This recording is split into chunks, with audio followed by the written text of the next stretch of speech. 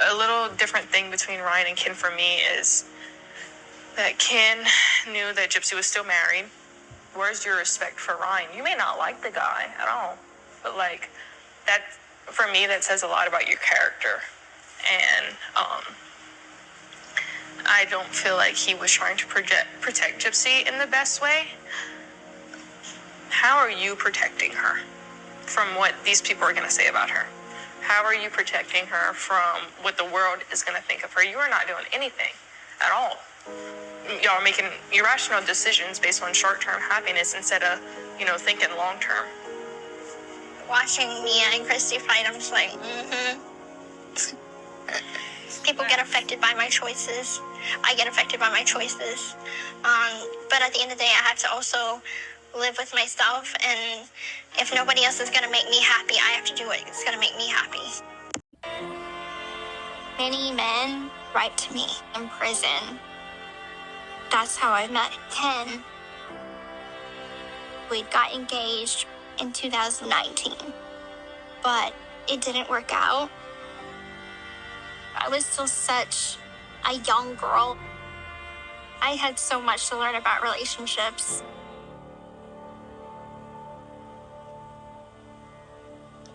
And he left me.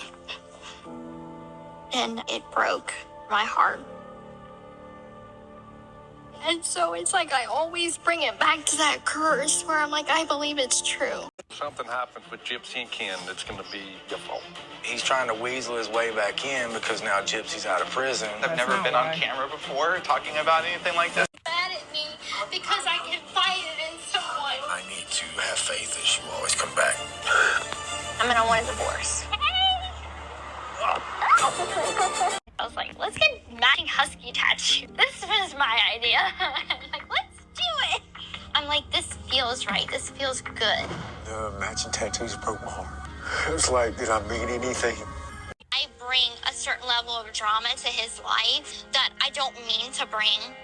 It's like my baggage. He could leave me right now, and it's completely out of my control. And that's scary. It was scary back then, and it's still scary now. But he has my heart, and I can't control that. I trust that he loves me. I trust that I love him. And right now, it's just like I'm happy again, and I don't want to do anything to mess it up.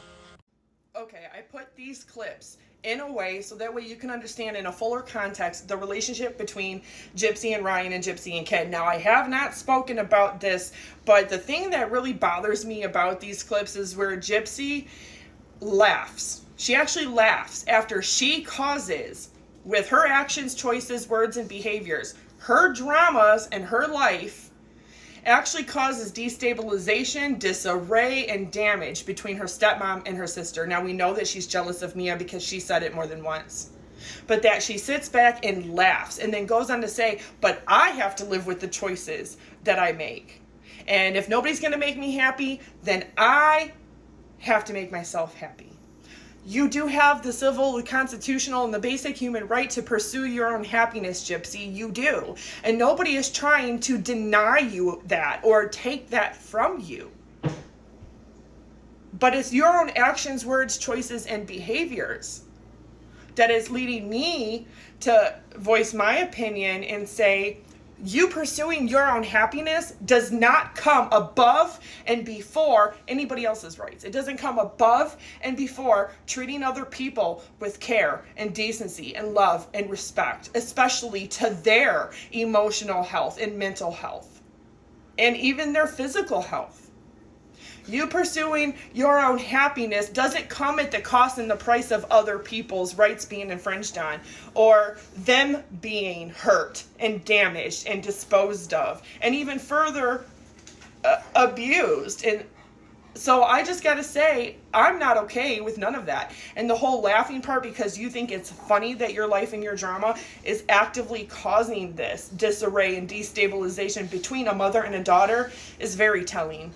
Is very telling. Your child is not even here yet, and yet your child is coming into the world in a very similar circumstance as you did. And that's a very bad way to start life for a child. Because for somebody that speaks about love and finding love and not deserving love and blaming your mom, who's been deceased for over 9 years, for this curse, for why you'll never be happy, instead of bringing it back to the fact that it's your own words, your own choices, your own actions, and your own behaviors that is causing this inconsistency, this erraticness, this impulsive. Because what makes you happy changes. It's based on a whim, on whatever satisfies you in the here and the now. And that is inconsistent and forever changing. So that's why you're inconsistent and forever changing. But you don't realize that it's other people having to live with the residual negative effects of what you do, what you say, what you choose, and how you behave. And that fundamentally is not okay and doesn't sit well with people at all. Because this is the same exact thing that we saw you do to Nicholas go to John. And when Ken left you and there was no cameras around, and then he comes back and says, well, I've never done anything like this before.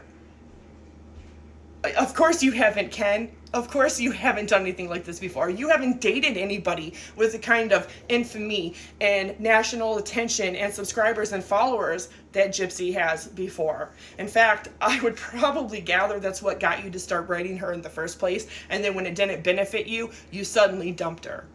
Because it certainly wasn't love keeping you there. Now, Ryan was good enough for her. He was good enough to give her money, put money on her phone, on her books, on her commissary to come see her, good enough to marry for 3 years, to be paroled to live with him, to give her every wish and to cater to every whim that she had.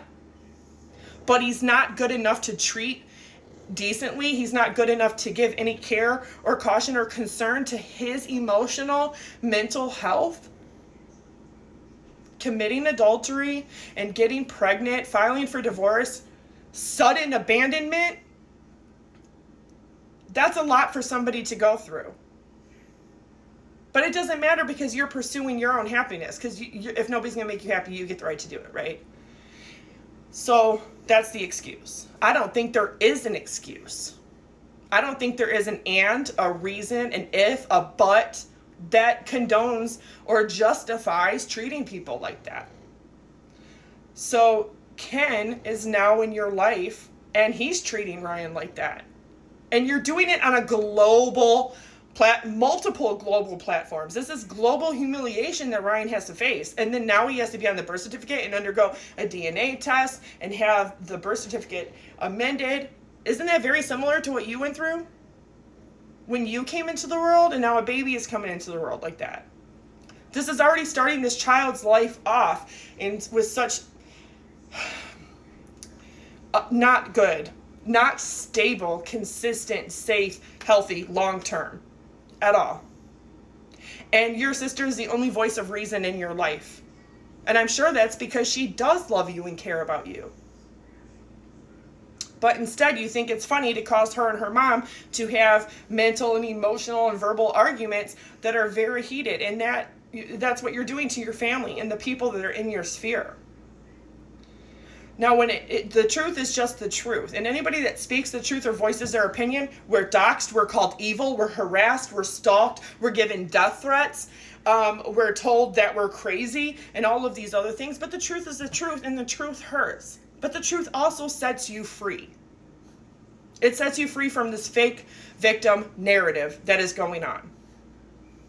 Because even if that was true, it does not give her the right to fundamentally, in such a negative way, impact other people. So I am not okay with any of the dynamic between her and Ryan and her and Ken. At all. That's the opposite of love. What Gypsy is showing to everybody is that she doesn't know what love is. She doesn't know what happiness is. Everything she does is selfish. And love is compromise. Love is self-sacrifice. Love is selflessness. Because you love somebody and who they are and what they are, their quirks and everything about them, that you want to do that to make it work. You cannot force somebody else to make you happy if you can't make yourself happy. You can't put the weight and the burden and expectation of somebody else loving you when you cannot love yourself. And that's how you know the difference. That somebody doesn't actually know what love is. And she's bringing a child into this world without having done the groundwork and the field work.